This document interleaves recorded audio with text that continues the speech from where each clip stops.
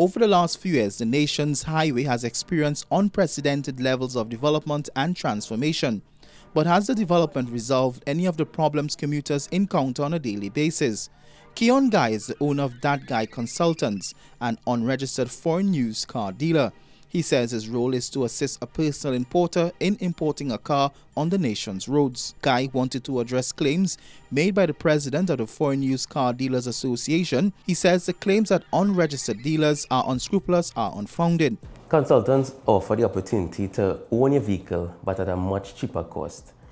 So for example, you may have a Nissan Tiida that if you look to go to a local dealer here, you'll have to pay somewhere of 80 to 85,000.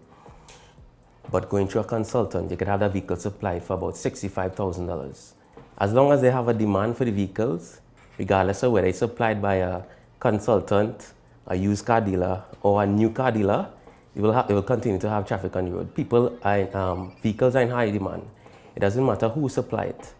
Yes, there's a quota that the used car dealers have to work within, but we are aware that they as well go to the individual and import and find ways to get past the actual quota because we actually have very high demand for motor vehicles. He says the notion that they import over the 13,000 more than the association quota, it's just a joke. That is a big problem in the industry, both for registered and unregistered dealers.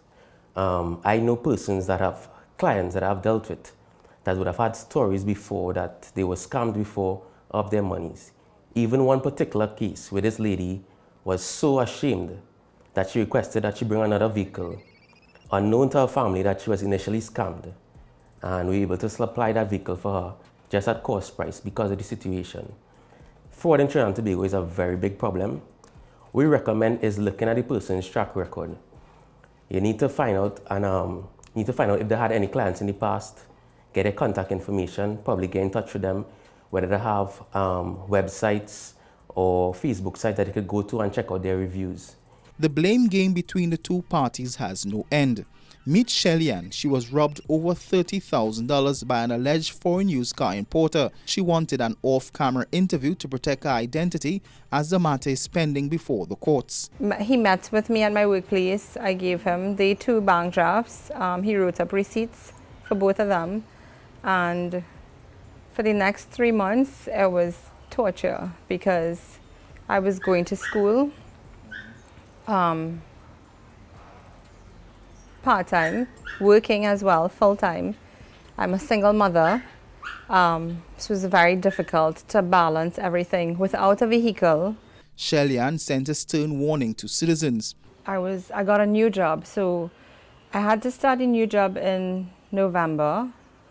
And I needed a vehicle because I sold my other car in September and I had to get a loan because I did not have, I had some money, but even with the cash that I had saved up, I still needed a loan to pay the balance.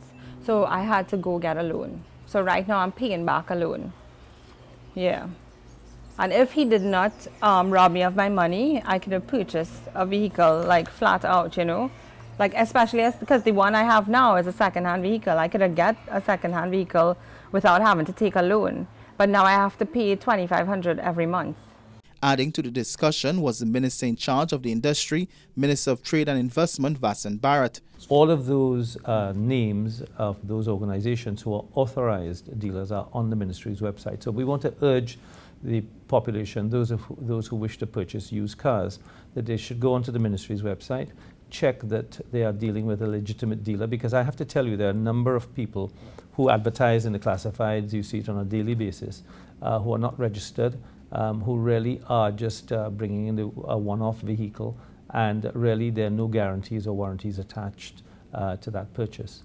Find out how many cars are imported each year in the final part of the 3-part series.